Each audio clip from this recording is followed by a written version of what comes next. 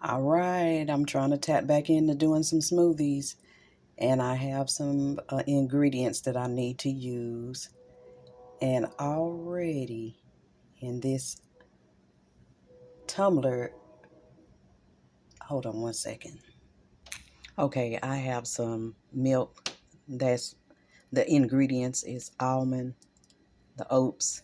So I'm using that as the base because I'm putting peanut butter and a banana, one whole banana. And I'm going to go ahead and mix this up because I have one more um, ingredient as far as a vegetable or a fruit that I'm going to put in here. And then I have maybe one or two more seasonings. But right now, the only thing I have in here is some vanilla. And this is about a cup of it was considered eggnog, an alternative eggnog.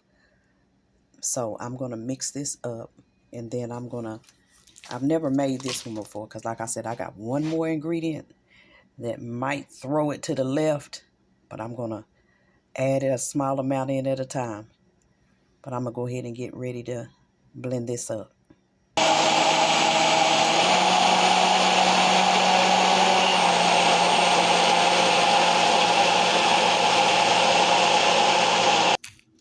Now for the seasonings right now, I'm about to add in mace, and I'm about to add in some cinnamon. Not a whole lot because I'm not big on cinnamon. And then I'm going to add in some nutmeg. And then I'm going to add in some cardamom.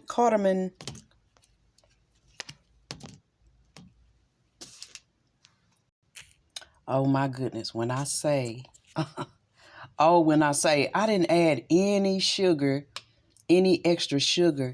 And once I added in all of the rest of the spices, see, I've been tasting it all along. When I say it's so sweet, and okay, so that means that the ingredient, and I'm going to get to that in a minute, because I'm basically done.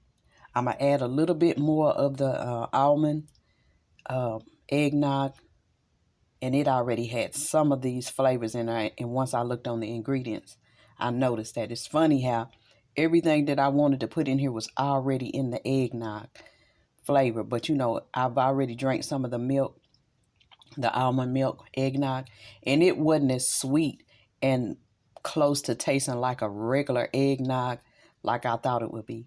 But anyway, it's so sweet that when I add in this last ingredient, and I'm probably going to add in a little bit more of the cardamom, and I'm going to let it be. But I'm about to go ahead and put some more in here, and then I'll come back when I put the vegetable in. Okay, now, the vegetable that I'm putting in, as you can see, I've already cleaned it off, and I'm going to put a small amount of this cauliflower. Now, I'm trying to reintroduce cauliflower in my life. I don't think I've had cauliflower in years, decades. I was brought up on eating this on a decent regular basis. But I'm going to go ahead and I'm going to start out with a small, as you can see. Oops, I decided not to go too hard with it. I have a whole head of cauliflower, and I'm going to decide just to put a small amount in here and put a little bit at a time and taste it to see if I can even notice the taste. All right, the first small piece that I put in, I can't even tell the difference. I really can't. So I'm probably about to go ahead and put this small piece in and see what it tastes like. Okay, so I went on and put the other piece in. Now I've tasted it. The only difference that I can tell is it might not be as sweet as it was, but I still am not detecting the cauliflower. So I went on and added some more nutmeg and some more cardamom, and I split the last piece in half, and I'm going to do the small piece first, and then I'm going to come back and taste it and see if I need to add the second half. Okay, y'all, as y'all can see, the cauliflower is gone. And I did add some more mace, nutmeg, and cardamom.